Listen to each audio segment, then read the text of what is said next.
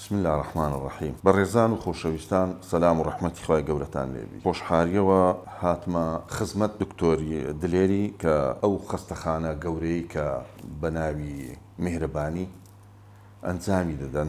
دانیشتن لەگەر دکتۆری کە وەزعەکەی لەو باس کردم و باسی شێوازی خەستەخانەکەی کرد. بەڕاستی سەرسوڕمانی خۆم پیشاندا بەوەی کە شتێکی زۆر گەورەیە، شتێکی زۆر ئینسانیە، بە تایبەتی لەو زروفەی ئێستاکەی کە ئەمە لە کوردستان و لە هەولێر تێدا دەژین.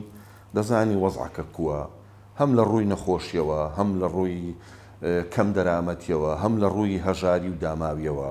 مەشروعی میهرەبانی مەشروعەکی زۆر گەورەیە. یعنی خەرکان ئەگەر ئیمکانیەت هەبیتن و بێن بەشداری ئەو میهرەبانیەی بکەن، شتێکی گەورە و پیرۆزە، شتێکی گەورەیە لە بۆ مەسەلەی قیامەت، هەم دنیا هەم ئاخیرەتیش.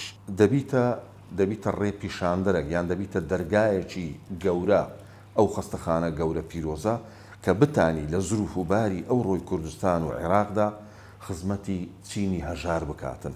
ئەوەش دەبیتە مایەی پێخۆشحاڵی هەموو لایەک. بەڕاستی ئەمن قسەکانی کاک دکتۆر دلێر کردی، قسەکانی هەمووی ڕاست و ڕەوان، قسەکانی هەمووی حەق لە پێناو خوا، لە پێناو مرۆڤایەتی، لە پێناو ئینسانیەت بتانی خزمەتی چینەک لە خەرکان بکاتن کە ئەوانەی پێویستیان پێ هەیە. یعنی وەرە تەمەشا بکەین ئێستا کە دەوروبەری خۆمان بە چەندەها خەستەخانەی برین ئەهلی هەیە، هەر یەکە و پلانێکی هەیە، هەر یەکە و بەرنامەکی هەیە، جێی خۆیتی.